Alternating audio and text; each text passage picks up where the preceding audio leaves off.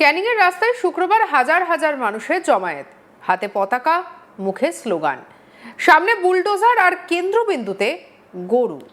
আনুষ্ঠানিক নাম গো রক্ষা ও হিন্দু একাত্মবোধ সম্মেলন। আয়োজকদের দাবি, উদ্দেশ্য ছিল গো হত্যা বন্ধের দাবি তোলা, গো রক্ষার বার্তা ছড়ানো এবং হিন্দু সমাজের মধ্যে ঐক্য গড়ে তোলা। কিন্তু প্রশ্ন হচ্ছে, 2026 সালের বাংলায় একটি গরুকে ঘিরে এত বড় রাজনৈতিক সামাজিক প্রদর্শনের আসল অর্থটি কি? ক্যানিং বহুদিন ধরেই দক্ষিণ 24 পরগনার একটি সংবেদনশীল রাজনৈতিক এবং সামাজিক অঞ্চল, আর এখানে ধর্মীয়, সামাজিক এবং অর্থনৈতিক বাস্তবতা একে অপরের সঙ্গে গভীরভাবে জড়িয়ে রয়েছে। ফলে যখন হাজার হাজার মানুষকে নিয়ে গোরক্ষা নামে একটি বিশাল মিছিল বের হয় এবং সেই মিছিলে বুলডোজার বিশেষ আকর্ষণ হয়ে ওঠে, তখন ঘটনাটি শুধু ধর্মীয় কর্মসূচি বলে দেখলে পরে ভুল হবে। এর মধ্যে লুকিয়ে রয়েছে বৃহত্তর রাজনৈতিক বার্তা, সাংস্কৃতিক অবস্থান এবং ক্ষমতার এক প্রতীকী প্রদর্শন। ভারতীয় সমাজে গরুর গুরুত্ব নতুন কিছু নয়। বহু হিন্দুর কাছে গরু পূজ্য, মাতৃসম এবং ধর্মীয় আবেগের কেন্দ্রবিন্দু।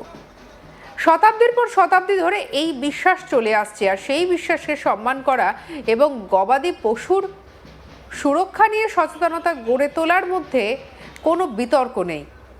কিন্তু প্রশ্ন তখনই ওঠে যখন গোরক্ষার আলোচনা ধর্মীয় আবেগের সীমানা ছাড়িয়ে রাজনৈতিক পরিচয়ের অস্ত্রে পরিণত হয়। গত এক দশকে গোরক্ষা ভারতীয় রাজনীতির অন্যতম শক্তিশালী প্রতীকে পরিণত হয়েছে। একসময় গ্রাম বাংলায় গরু মানে ছিল কৃষকের সম্পদ, দুধের উৎস, চাষের সঙ্গী। আজকের রাজনৈতিক অভিধানে গরু অনেক ক্ষেত্রেই একটি সাংস্কৃতিক পতাকা, যে পতাকা তুলে ধরেই রাজনৈতিক আনুগত্য, ধর্মীয় পরিচয় এবং বিভাজনের রেখা আঁকার চেষ্টা করা হয়।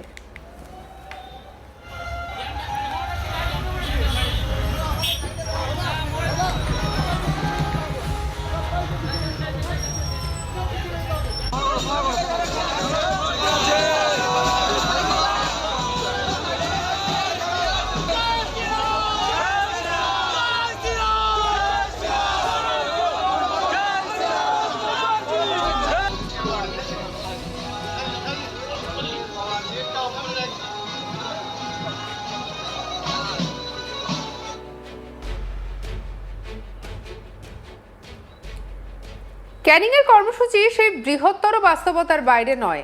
সবচেয়ে তাৎপর্যপূর্ণ বিষয় হলো বুলডোজারের উপস্থিতি। কয়েক বছর আগেও কোনো ধর্মীয় শোভাযাত্রায় বুলডোজারকে আকর্ষণ হিসেবে ভাবা যেত না, কিন্তু আজকের ভারতে বুলডোজার আর কেবল নির্মাণ যন্ত্র নয়, এটি এক রাজনৈতিক প্রতীক, এক ধরনের শক্তি প্রদর্শনের ভাষা, আর এক ধরনের বার্তা, আমরা শুধু কথা বলবো না, প্রয়োজনে ব্যবস্থা নেব।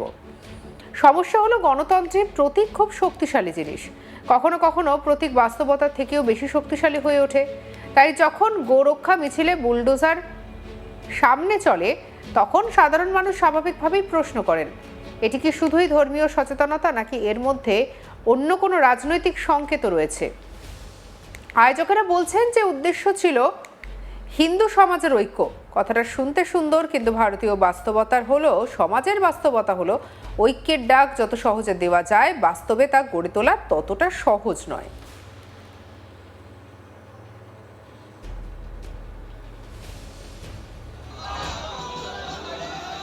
এই নিয়ে আমাদের কালিকার রিপোর্টে কি উঠে এলো, দেখব।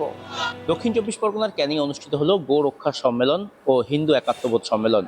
দক্ষিণ 24 পরগনার ক্যানিংয়ে হিন্দু একাত্মবোধ সম্মেলন ও গো রক্ষা উপলক্ষে বিশাল বড় এক র্যালির আয়োজন করা হয়েছিল। দক্ষিণ 24 পরগনার ক্যানিংয়ের গোটা শহর এলাকা জুড়ে এই র্যালি ঘোরে।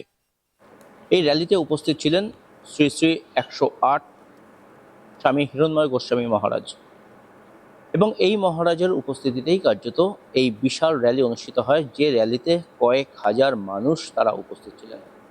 শুধুমাত্র এই মানুষজন যে এখানে উপস্থিত ছিলেন তেমনটা নয়, বুলডোজার নিয়ে কার্যত এই র্যালি অনুষ্ঠিত হয়।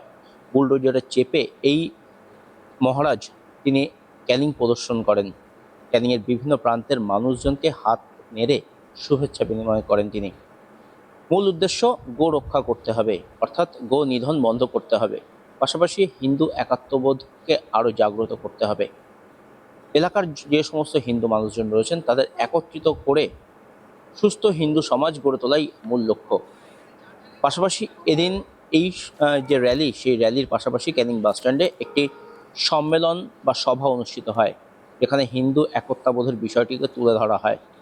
মূলত ধর্মীয় ঐক্য বজায় রাখা, সামাজিক সম্প্রীতির বার্তা দেওয়া এবং সুস্থ সমাজ কিভাবে গড়ে তোলা যাবে সেই সমস্ত বিষয় নিয়ে এই সভাতে আলোচনা হয়।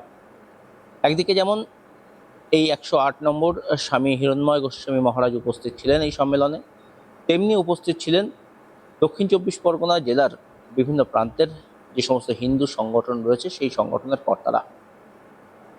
দক্ষিণ চব্বিশ পরগনা জেলার হিন্দু সংগঠনের অন্যতম কার্যকর্তা সংলাপ সাহা মহাশয়ের ডাকে ও নেতৃত্বে এই স্বামী হিরণ্ময় গোস্বামী মহারাজ তিনি ক্যানিংয়ে পদার্পণ করেছিলেন।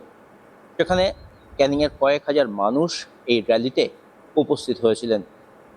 ক্যানিং মিলন সংঘ প্রাঙ্গণ থেকে এই র্যালি শুরু হয় এবং সেখান থেকে ক্যানিংয়ের রায়বাঘিনী মোড় হয়ে, হাসপাতাল মোড় হয়ে, আমরাবেড়িয়া হয়ে সেই র্যালি গোটা ক্যানিং শহর প্রদক্ষিণ করে এবং র্যালি শেষে ক্যানিং বাসস্ট্যান্ডে হিন্দু একাত্মবোধ সম্মেলন অনুষ্ঠিত হয়।